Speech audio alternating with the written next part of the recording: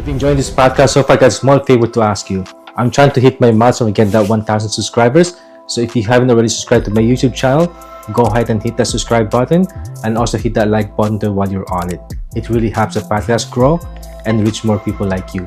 And if something stood out to you in this episode, drop a comment. I'd generally love to hear your thoughts. All right, let's get back into it.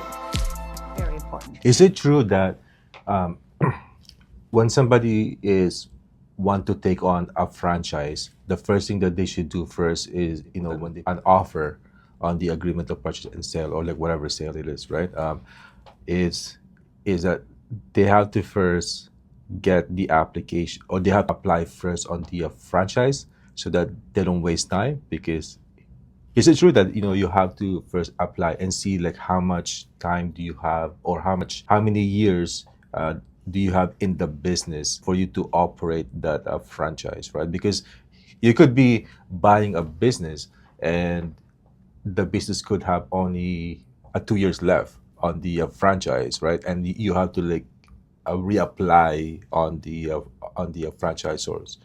Okay, so if I'm trying to understand here, what you're asking me is that basically that is from a resale perspective, right? So yeah, normally, I mean, I know that agreements are valid for 10 years, right? Okay. Because they kind of align with usually leasing, right? From landlords. So landlords are giving 5 plus 5, right? And then they give you, they may give you 10, then another 5 plus 5, right? So the lease terms could be in different ways. So if it's a brand new store, then you are basically getting the lease, whatever the franchise term is. So the franchise terms are 10 years. Yeah. You got to get the lease for 10 years. Now, if you're in a resale, right?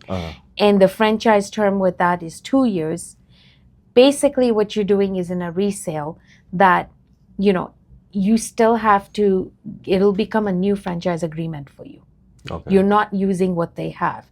And then if it's anything to do with the lease, depending on, some franchisors allow, you to talk to the landlord, some talk to the landlord directly. So they kind of work out a term that works best for your business. Okay. And obviously you want to have at least a X amount of years, because if you're putting $500,000 today, you want to have your ROI, right? Yeah. So they are definitely working through those, timelines to make sure that you are getting your ROI. And on the same token, you're not just sitting there going, should I invest, should I not invest? They're giving you pretty much everything on paper to make your decision. Yeah. This is my world, my territory.